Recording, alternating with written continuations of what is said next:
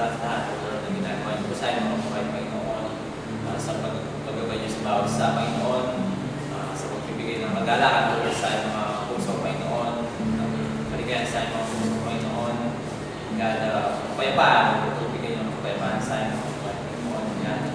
Thank you, Lord, thank you sa lahat, Panginoon, God, ikaw ang Diyos, O Lord, na karapat dapat na sabay, dapat na papurihan, O Lord, nag-isa ka lang, Panginoon, hindi namin may kukumpara, Panginoon, lahat ng ginawa, Panginoon, para sa amin, Lord, magmahal, God, hindi namin isasalitulan sa kahit kanino, Panginoon, sa kahit mga kabagay, God.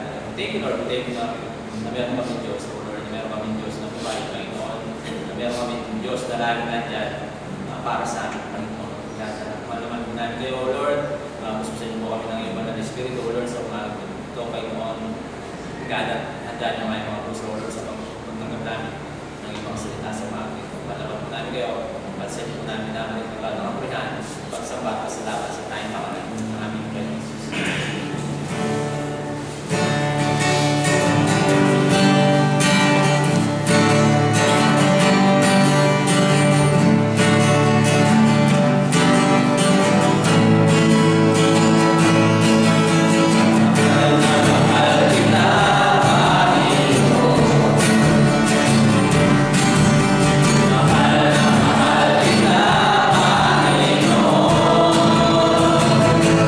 Mahal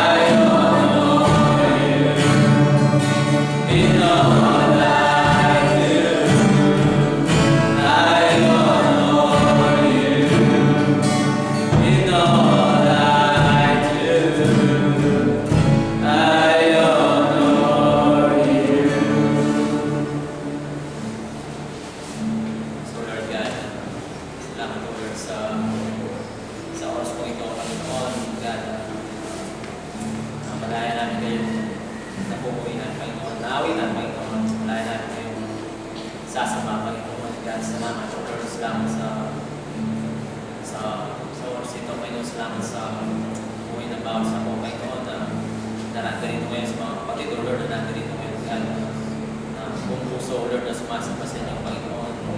God, na buong puso, O Lord, na bumuhay sa inyo, Panginoon. And God, we thank you, Lord, na ikaw ang aming hari, Panginoon. Ikaw ang aming Diyos, O Lord, na siyang aming sinasamba, Panginoon. And God, salamat sa lahat, Panginoon, God, namatay kayo, Panginoon, sa kusdahan sa amin, O Lord. God, kahit yan ng mga tao, Panginoon, ginawa niyo lahat yun, Panginoon, ng mga masakit, O Lord, tinanggap niyo lahat, Panginoon. God, ang sakit, O Lord, tinanggap niyo lahat para sa amin, O Lord, dahil sa pagmamahal niyo sa bawat stand, O Lord, na God, hindi namin makumpara, O Lord, na kahit saan, Panginoon, na kahit kanino, Panginoon. God, thank you, Lord, thank you na mayroong Diyos, O Lord, na gumawa nito para sa amin, O Lord. Even, Panginoon, hindi namin deserve, O Lord, na dapat kami gumawa, pero ginawa niyo para sa pagmamahal niyo sa bawat sa amin, God. Salamat sa inyong dugo, Panginoon. Salamat sa inyong buhay, Panginoon, na yung pinagkalaw, O Lord. Thank you, Lord. Thank you sa lahat, Panginoon. God, natirito kami, O Lord, bilang yung mga anak, Panginoon. Handa, Panginoon. Handa na sumamba. Handa, O Lord, na magpuri, Panginoon. Handa, Panginoon, na tanggapin ang iyong mga salita at sa kabuhay sa mga Panginoon. We love God, we praise you, and we worship you. Yes. And take some time po at pakita natin pagkakabaan sa bawat isa. Hello. Morning. Morning.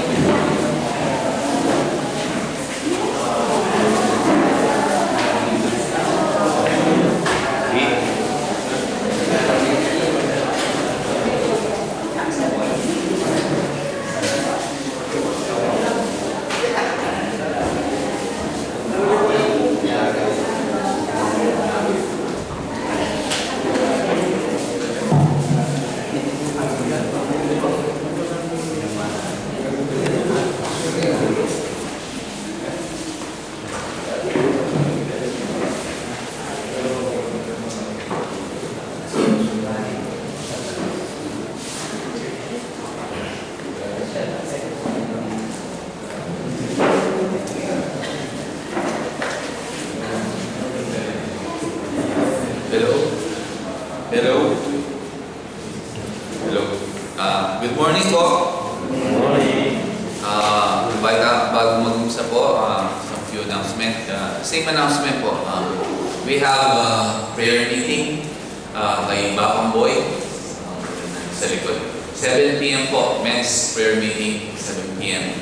kina Boy.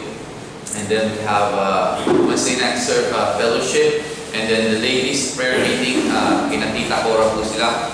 So, invite all the ladies to prayer meeting kina Tita Cora at 6 p.m. And then we have Sunday service. And then continue to pray kina Pastor John. Yun nga, as I said, decided na sila na pumunta po dito. Have a mission trip, pero hindi pa natin alam what is the detail nung trip nila. So, nag-meeting pa sila, so pray for them yung mga gagawin nila, God guidance and wisdom and protection for them. So please include them sa inyong mga dasal mo. So again, let's pray. Panginoon, salamat po for this wonderful morning that you've given us. Thank you for the life, thank you for your grace, for your mercy, and love and peace na binibigay mo sa bawat buhay natin, Panginoon. I pray na bigyan mo po kami teachable heart and humble heart to receive your word, Panginoon, yung mga salita mo, Panginoon, sa bawat buhay namin. Hindi lang po namin ito pakinggan, but Lord, gawin namin sa aming buhay, Panginoon, isa pamuhay namin bilang mga anak ko, bilang mga lingkod mo, Panginoon, na Lord, tinawag mo, Panginoon. At Lord, I pray na i-bless mo at fill us with your Holy Spirit, each of one of us, Panginoon, dito ngayon, Panginoon. Bless mo yung ministry mo, ito yung maging sentro ng lahat at magpuri ng samba namin at madakila ang iyong pangalan. We love you. We praise you, Lord. In Jesus' name we pray. Amen. Ang title po natin is A Call to Separate. So, A Call to Separate. Pangalawang Korinto, chapter 6, verse 11 to 18. So, A Call to Separate. So, kung magbabalik tayo last Sunday, it's sinabi sa atin at in-encourage tayo to work with God, diba? Working with the Lord. We need na maglingkod tayo sa Panginoon dahil we are all ministers of God. Ngayon, Paul dito, in verse 11 to 18, encourage the Corinthian Christians to separate themselves. Diba? To narrow, yung inarrow nila, yung pagmamahal nila na sobrang broad, na i-welcome nila lahat ng mga kasalanan. Na yung sobrang pagmamahal nila na wala na silang pinipili man at welcome nila lahat. So it's the same encouragement to us this morning that we are called to separate ourselves from the influence and evil of this world. So let's start in verse 11. Sabi ni Paul, mga taga-Korinto, malinaw na nahayag ang aming salita sa inyo. Ang aming puso ay lumaki. Bukas ang aming puso sa inyo. Ngunit nakasaraan niyong damdamin sa amin. Bilang ganti, buksan din ninyo ang inyong puso sa amin. Ako ay nagsasalita sa inyo bilang mga anak ko. Sabi niya, O Corinthians, sabi niya sa New King James, O Corinthians, we have spoken openly to you. Our heart is wide open. You are not restricted by us, but you are restricted by your own affection. Sabi niya, now, in return for the same I speak as to children, you also be open. Sabi niya. So, dito, kung makikita natin in the New King James Version, sinabi ni Pablo, O Corinthians. Paul dito has spent na maraming oras laying down yung principles sa mga taga-Korinto. No? Di ba? He makes a pointed na appeal sa mga taga-Korinto na Kristiyano na lagi niyang sinasabi sa kanila, ito yung gawin nyo, ito yung dapat bilang mga Kristiyano. So, kung titignan natin dito, doon pa lang sa Corinthians, na masisense natin yung lalim, yung passion, yung puso ni Paul as he cries, O Corinthians. Diba? Yung pagmamahal ni Pablo sa mga taga-Korinto. Diba? Yung concern niya ni Pablo dito, makikita mo na doon pa lamang sa unang sinabi ni Pablo, O Corinthians. Diba? Sabi niya, we have spoken openly to you. Our heart is wide open, sabi ni Pablo. So dito, Paul is practicing kung ano yung pinangaral niya. So Paul is practicing what he preached in Ephesians chapter 4 verse 15. Sabi niya, but speaking the truth in love, may grow up in all things into Him who is the head, Christ. Sabi niya. So speaking the truth in love, Paul dito ay totoo yung pagmamahal niya sa mga taga-Korinto. Na bukas yung kanyang puso. Na tunay yung pagmamahal niya. Pero kahit mahal na mahal niya yung mga Korinto, he would also speak openly to them. Na hindi siya nangingiling na sabihin yung mga kasalanan ng mga taga-Korinto. Oo, mahal niya yung Korinto. Pero sasabihin niya kung ano yung mali ng mga taga-Korinto. Sasabihin niya na ito yung mga hindi tamang ginagawa niyo. Throughout the letter ni Paul, makikita natin yung pagmamahal at yung care ni Paul para sa mga taga-Korinto. Di ba? Maraming beses, he had to rebuke and correct them. Yung mga taga-Korinto doon sa sa kanilang mga ginagawa. At ginagawa ni Paul yun doon sa kanyang best interest at heart. Wala siyang maling interest kundi kung ano yung tama lamang para sa mga taga-Korinto. Yung best interest niya para sa mga Korinto. Yun yung pagmamahal niya sa kanya na ayaw ni Paul na mapahamak ng mga taga-Korinto. It's the same thing sa ating lahat. Ayaw ni Pablo din. Ayaw ng Panginoon na tayo mapahamak. So sinasabi niya sa atin yung mga pagkakamali, yung mga hindi dapat natin gawin, yung mga kasalanan na sinasabi dito, mamaya na we need to separate ourselves from the influence, from the sin ng kasalanan na ito. At makikita natin sa buhay ni Pablo na yung purpose niya ay hindi niya sinikreto. Yung ginagawa niya, yung purpose niya, bakit niya sinasabi, bakit niya ginagawa niya, ay hindi sikreto, hindi niya sinisikret sa mga taga-Korinto. Walang hidden motibo si Pablo bakit niya ginagawa itong mga bagay na ito sa mga taga-Korinto. At sinabi ni Pablo, hindi kayo restricted sa akin. You are not restricted by us, sabi ni Pablo, but you are restricted by your own affection, sabi ni Pablo. So the Corinthian Christians dito, nagpe-play sila yung biktima. Bakit? Na sinasabi nila, hindi mo kami mahal, Pablo. Dahil lagi mo kaming nire-rebuke. Dahil lagi mo kaming pinagsasabihan, hindi mo kami mahal, Pablo. So they're playing the victim dito. So out of godly necessity, Paul was firm with them. Diba? Kung makikita natin dun sa 1 Corinthians 4:18 hanggang 21, 2 Corinthians 1-23, dito nirebuke niya ang mga taga-Korinto. Diba? Pinag-aralan na natin yung mga verses na yun na sinasabi dito ni Pablo na nirebuke niya yung mga taga-Korinto dahil sa kanilang mga maling ginagawa. So he's firm doon sa kanyang mga rebuking sa kanila, doon sa mga previous occasion na. Now, the Corinthian Christians probably claim, sinasabi nila, nire-restrict mo kami, Pablo. Hindi mo kami mahal, Pablo, dahil nandun yung restriction mo sa amin. Ito yung mga sinasabi mo sa amin. Kami nasasaktan sa mga ginagawa mo, sinasabi mo sa amin.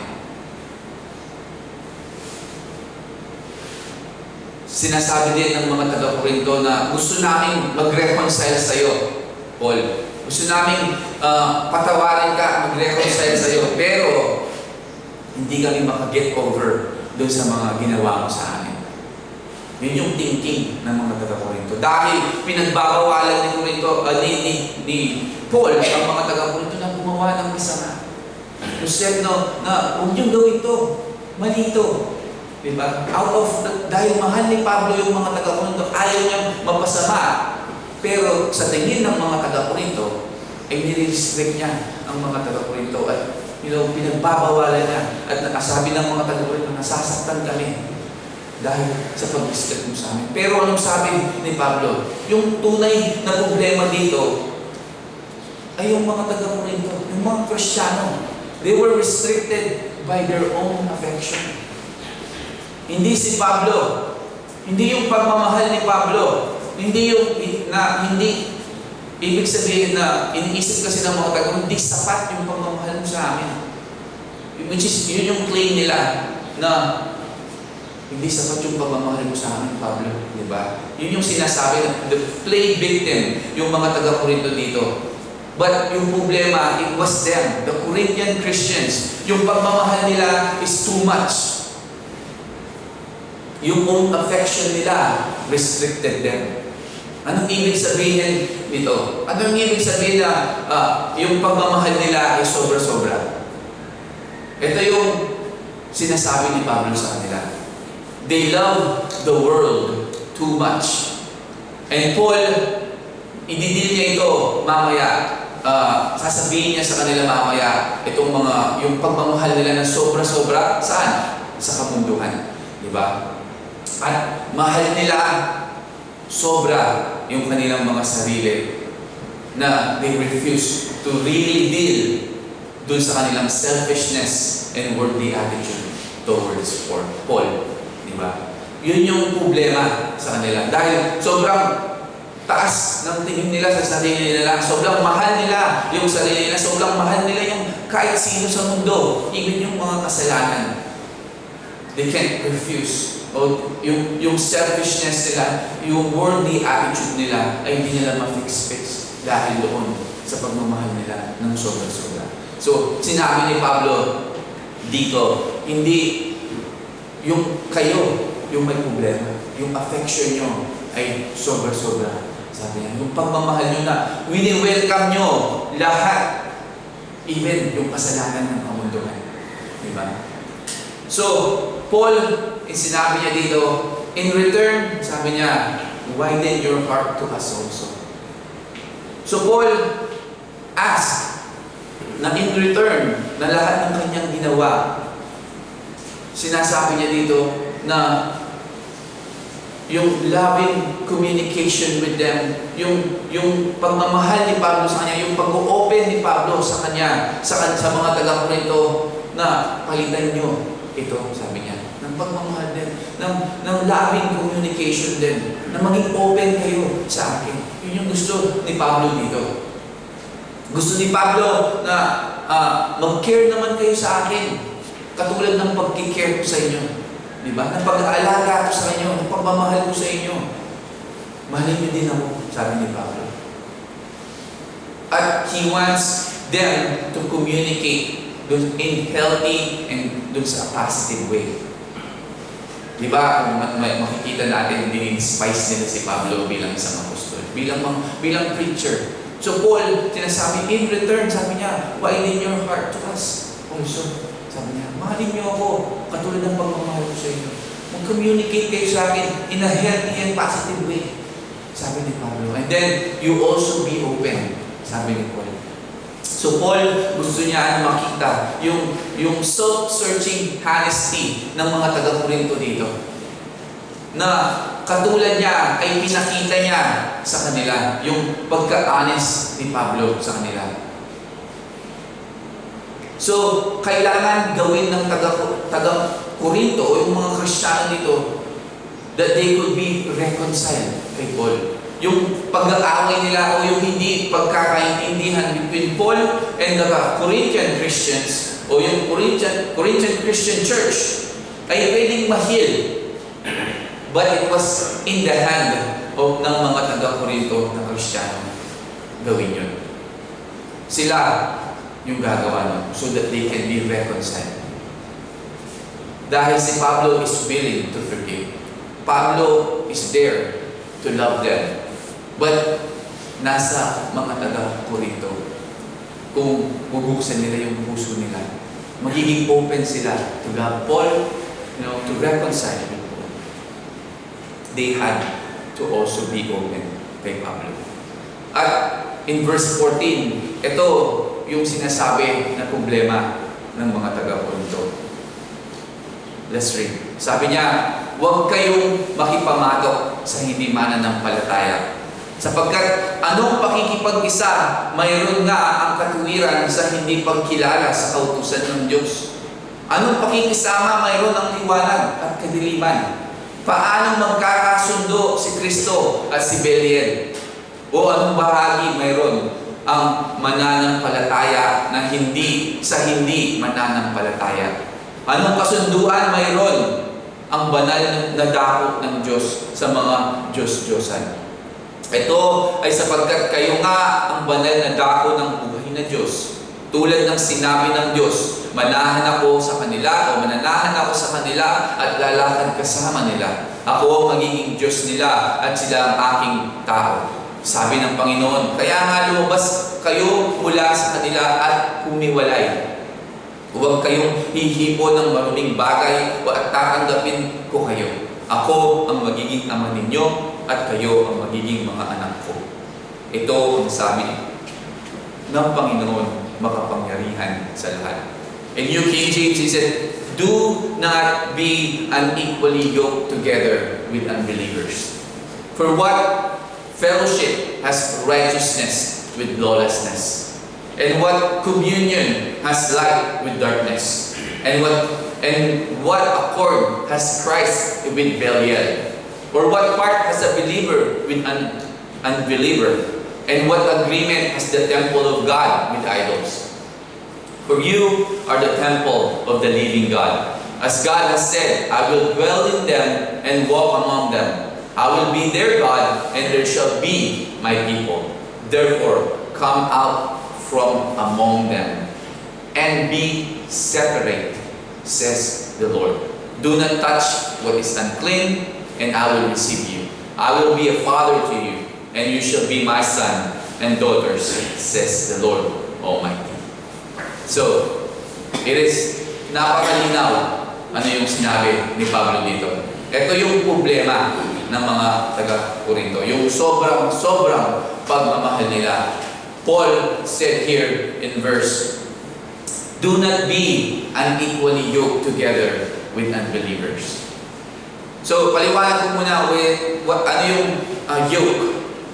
Ang yoke po is isang tool to bind yung dalawang oxen together.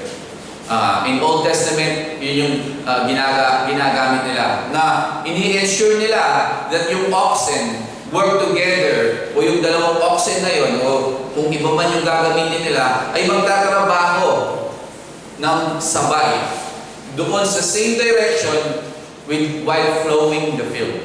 So dalawa sila para ma-maintain nila yung kanilang galaw, ma-restrict sila at maging sabay sila. They use the yoke para maging sabay na sabay yung kanilang ginagawa or flowing the field.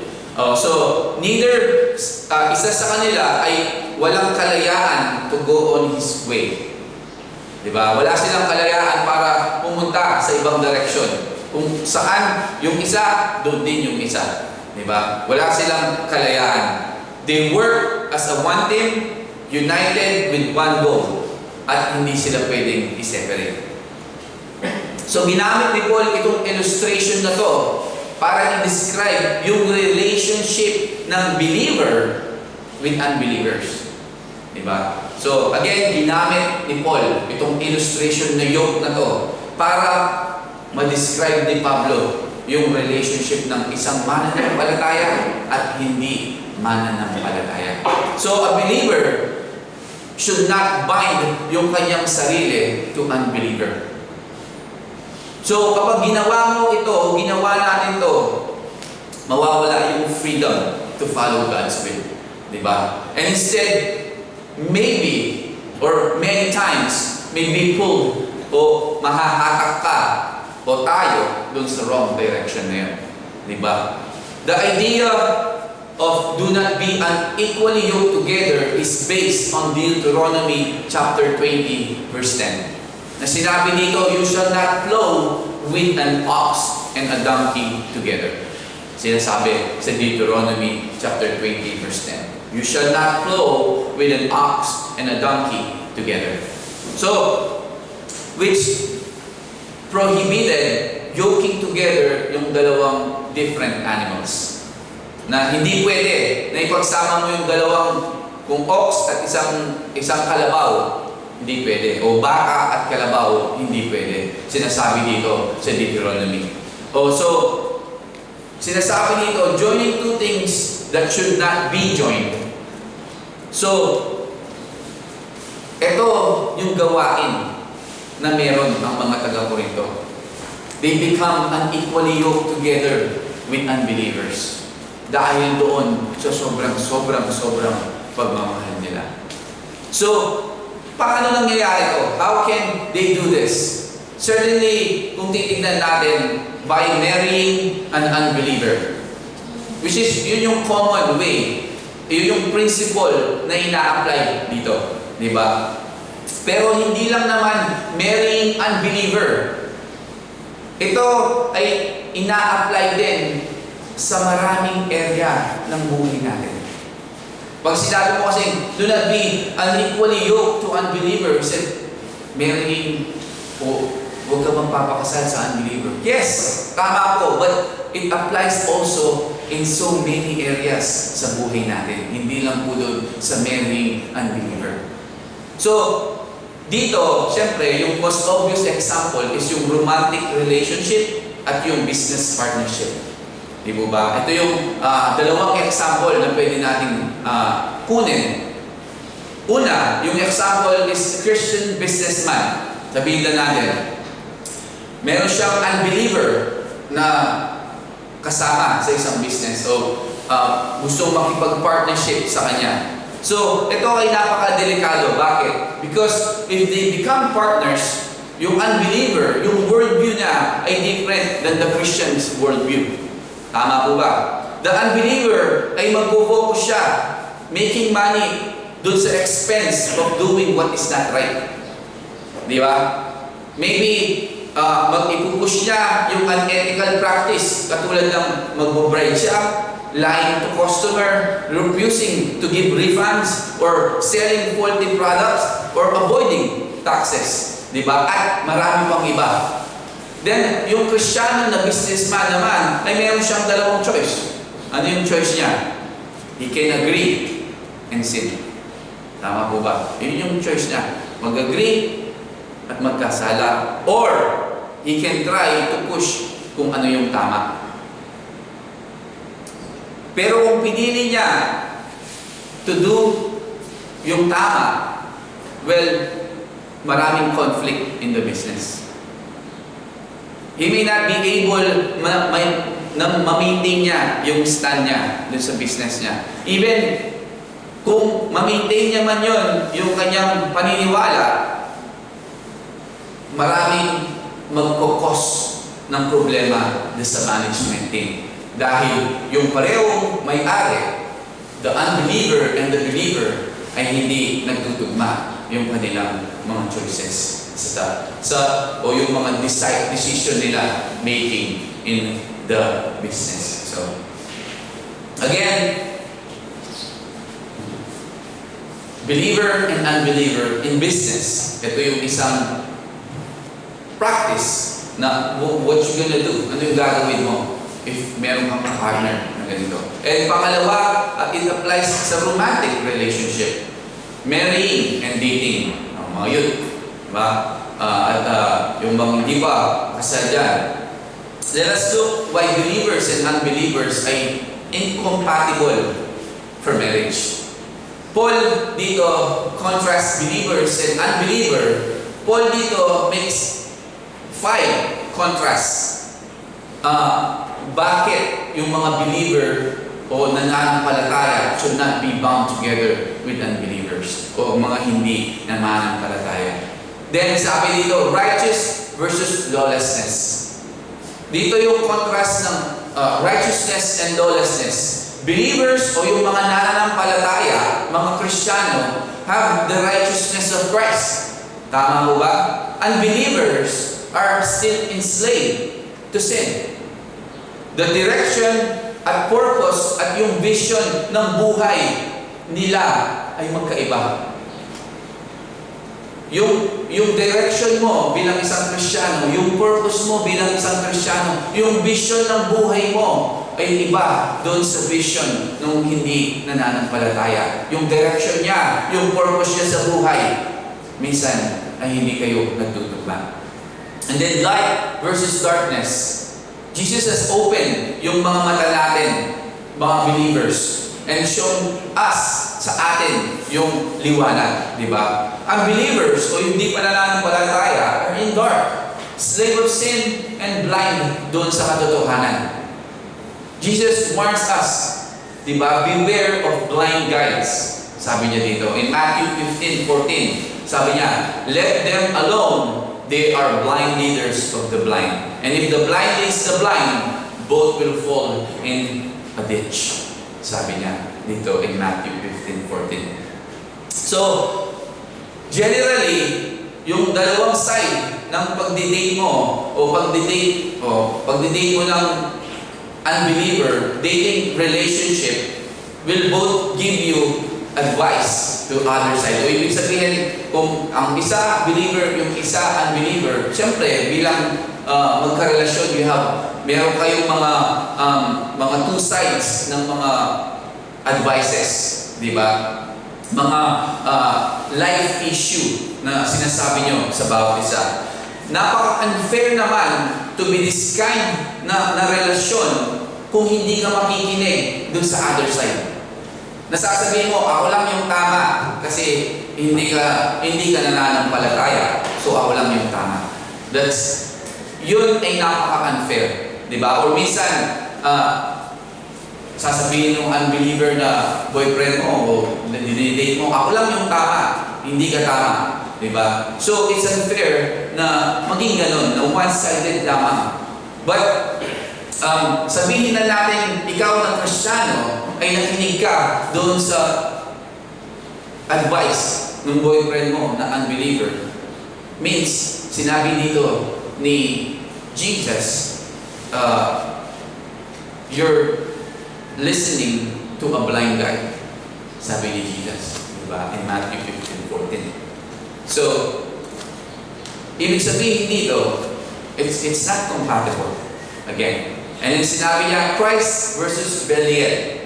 That Belial, that is Satan. So, Belial ay, yung salitang Belial ay hiniram sa salitang Hebrew word. Meaning, worthlessness or wickedness. So dito, is another word, yung Belial for Satan. So, anong sinabi niya? Christ versus Belial. So, no one can serve two masters.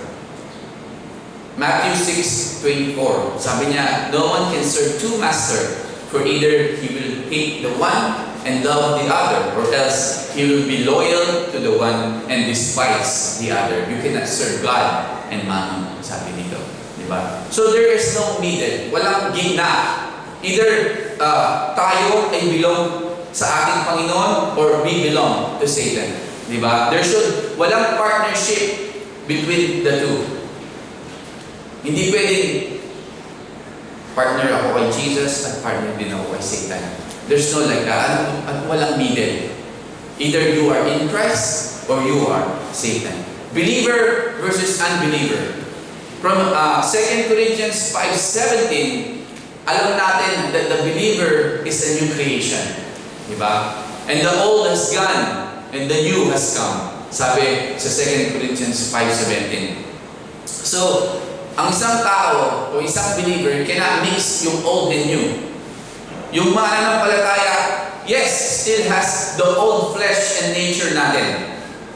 But we have as well yung new nature natin bilang isang tao. So, the unbeliever only has the sin nature. Not the new nature. Wala siyang bago nature sa kanya. So, this will be 2 against 1. Tama po ba? So, as a Christian, kung tayo ay naniniwala sa Diyos, alam natin that He is our Creator. Ginawa niya tayo. He made us for a purpose. One day, we will face Him. Siya yung highest being in the universe. Siya yung King of Kings. Now He sits on the throne. Itong paniniwala na to, dapat should give us every aspect ng buhay natin. Every decision na gagawin natin. Unbeliever, do not believe or accept lahat ng ating paniniwala. Dahil they are unbeliever. Diba? However, dito, Paul, kung titingnan natin ito, hindi lang, like I said, hindi lang marrying and dating yung sinasabi niya dito. Diba? Na do not be unequally yoked to unbeliever. Hindi lang po pagdidate ng unbeliever. Hindi lang po pagpapakasal sa unbeliever yung sinasabi dito. But Paul means much more here than only marrying an unbeliever. It really applies to any environment na kung hinahayaan natin where we let the word influence yung thinking natin, yung mga kaisipan natin.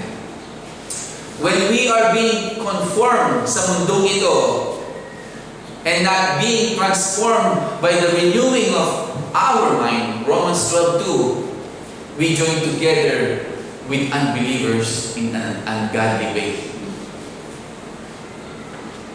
So, sinasabi dito ni Pablo din, especially dun sa issue of influence.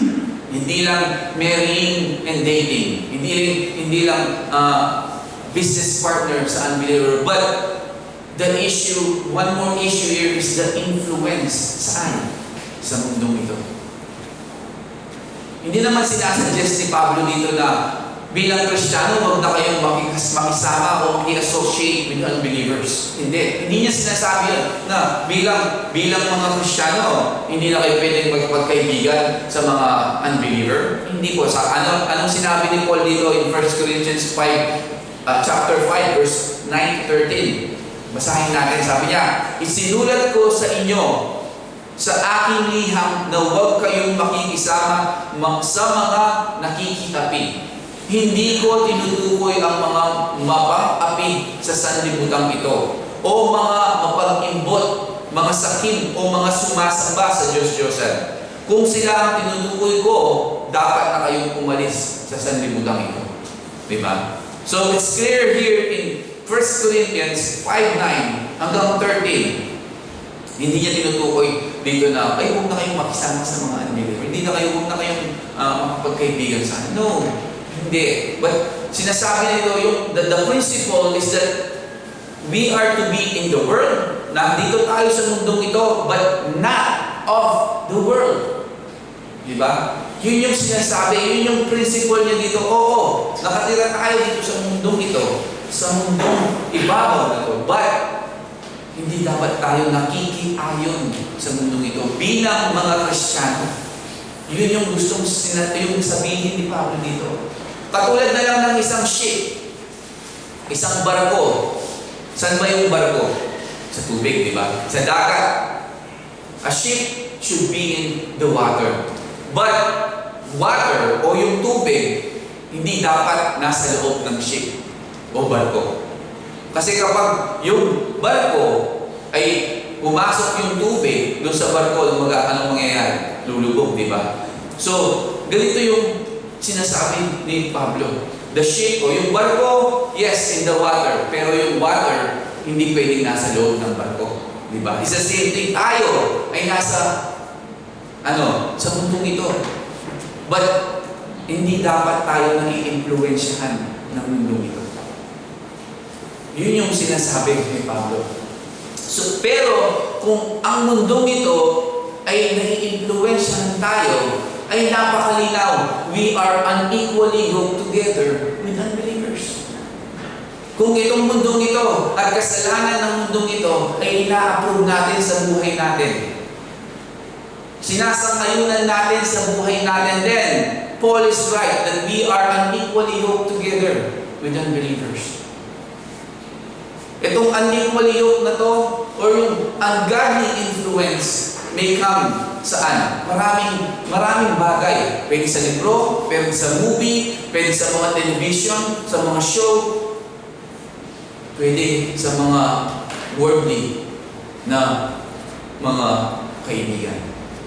Diba? Sa mga tao na kinakasama natin, pwedeng manggaling sa kanila. Yung influence, yung unequal yoke, yung ungodly influence sa mga maraming bagay dito sa mundo ito. Minsan, sinasabi natin mga Kristiyano na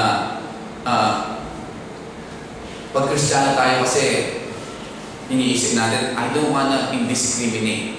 Diba? Na inaalaw natin yung mga influence na to sa ating mga kaisipan at sa buhay natin na baka sabihin nila ganito ako. So, indiscriminate tayo, hayaan natin pumasok sa buhay natin yung mga maling bagay sa buhay natin, sa mga mali sa isip natin, di ba?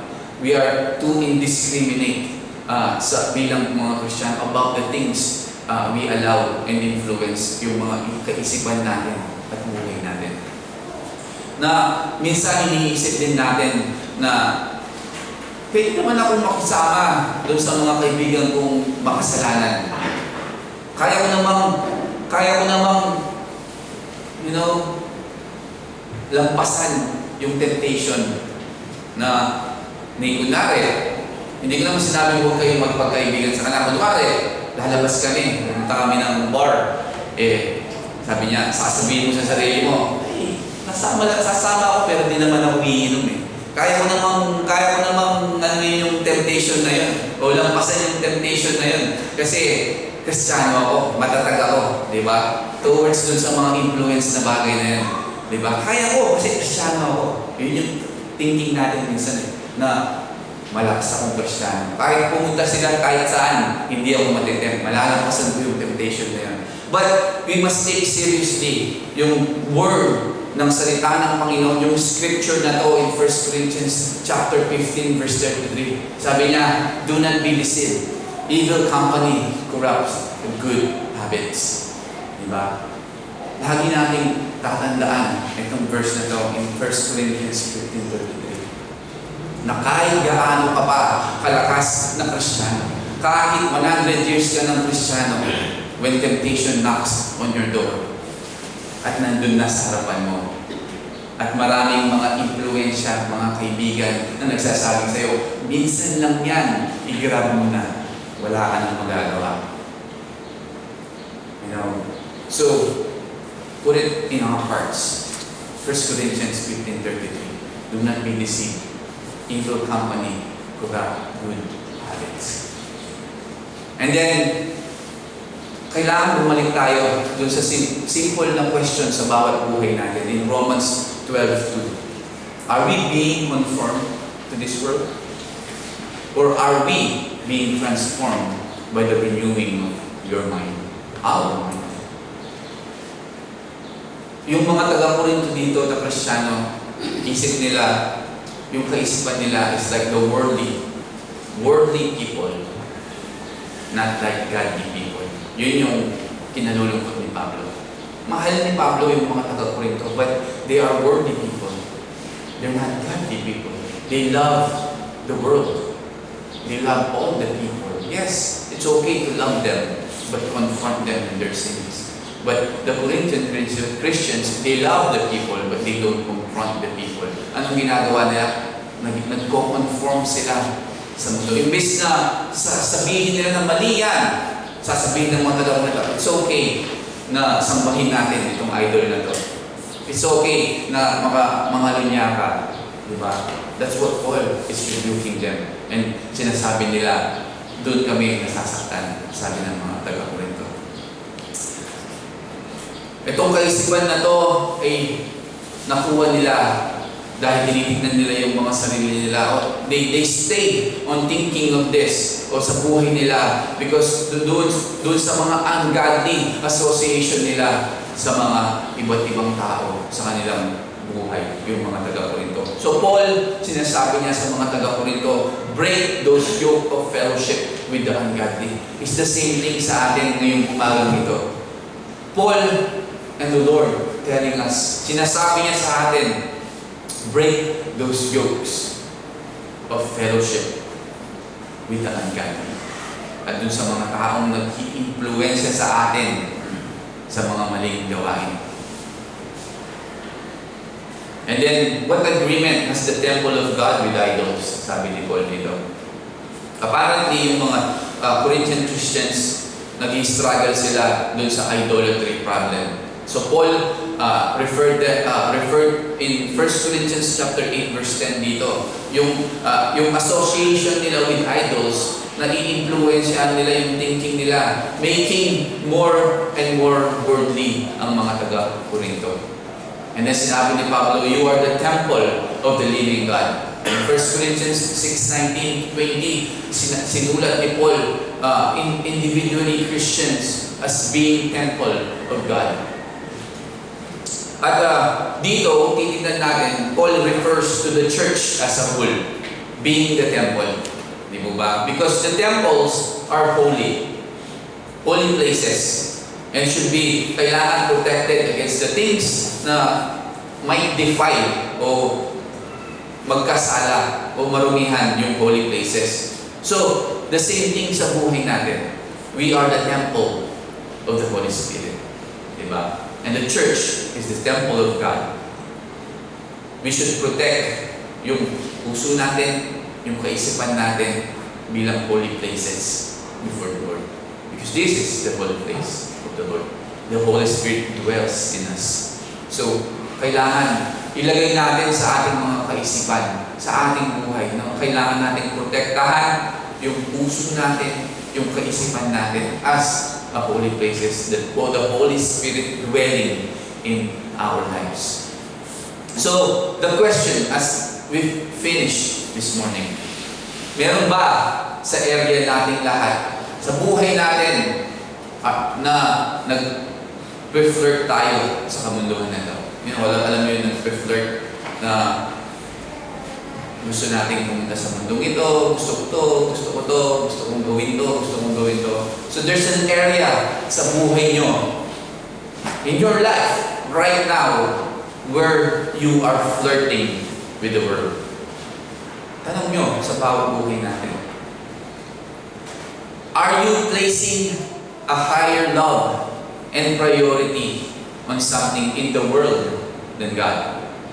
Meron ba kayong nilalagay na mas mataas na pagmamahal at priority mo sa buhay natin sa mundong ito than God, than sa Diyos, than kay Jesus Christ? Ang Panginoong Diyos, Jesus is calling us, all of us today, na to place Him as the highest priority ng bawat buhay natin. Gusto niya yung buong puso natin. Ayaw ng Panginoon na, Lord, ito lang, kalahati ng puso ko sa iyo na, pero kalahati sa mundo. No. The Lord wants your full heart. Yung buong puso mo, hindi yung kalahati ng puso mo. As a Christian, kung sinasabi natin that we are followers of Christ, maging devoted tayo to Him above all else. Above all else, be devoted to the Lord Jesus Christ. And separate ourselves, yung buhay natin. I-separate natin yung buhay natin from anything in this world which is distracting you and me from following God 100%. Because we are called to separate. Well, separate saan? From the influence of this world. From the evil of this world. Ano sabi niya doon sa huli ng verses natin? Sabi niya, I will welcome you and be a father to you. Sabi dito ni Panginoon. Life consists ng choices. Yung buhay natin ay nagkukonsist lamang. Maybe two choices. We can choose the world, itong mundong ito, at yung kasalanan ng mundong ito, or we can choose God. What will you choose? Ano yung pipiliin mo? Ano yung pipiliin natin? Again, our life consists two choices. The world or God.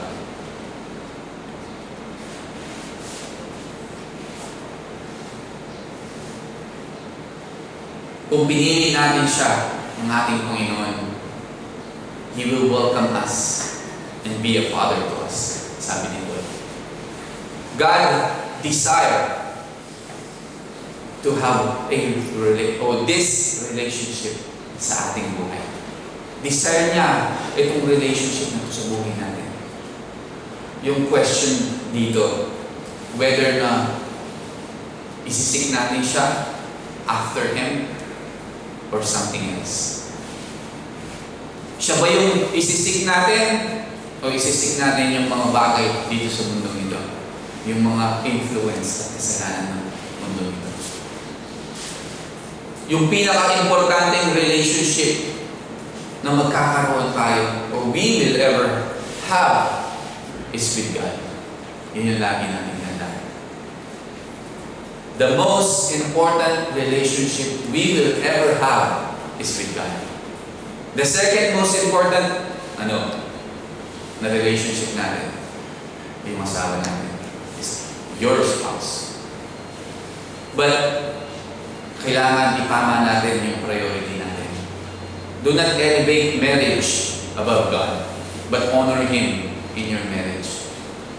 So Paul quotes Jeremiah 31:9 here to show the benefit of separating from worldly influence or more intimate relationship with God. Again, I will be a father to you, and you shall be my son and daughters. So there is always a glorious promise sa lahat at willing to separate yung buhay nila from the world, from this world influence, for the sake of godliness. So, live godly. We are called to separate ourselves from the influence of this world. So, choose. Again, as bilang tao, again, our buhay natin consists two choices always. Do good or sin. Believe in God or believe in this world. Choose God or choose the world. Okay? Kayo po ang may choice. Kayo ang pipili. But Paul here telling us, if you are a believer, if you are a Christian following Christ, separate yourself from the influence of this world. Let's pray. Panginoon, salamat po for this wonderful message that you've given us. Lord, help us. Without you, hindi po namin kaya to separate ourselves from this world. We need you. We need your strength, Panginoon, na tulungan kami para maging matatag, Panginoon, sa influensya ng mundong ito. Sa mga kasalanan na temptation na ibinabato, Panginoon. Lord, again, mold us and shape us, Lord, in your will. Continue to be with us. Continue to guide us. Continue na ikaw yung maging ilaw namin at kalakasan namin sa mundong ito. Yes, Lord, we are in this world, but we are not of this world, Panginoon. So again, Lord, help us to be courageous and finish the race of faith, Lord. We love you, we praise you, and we commit all these things. In Jesus' name we pray. Amen. Read your Bible, say your prayers, and love one another. Love you all, guys. Let's stand and worship the Lord.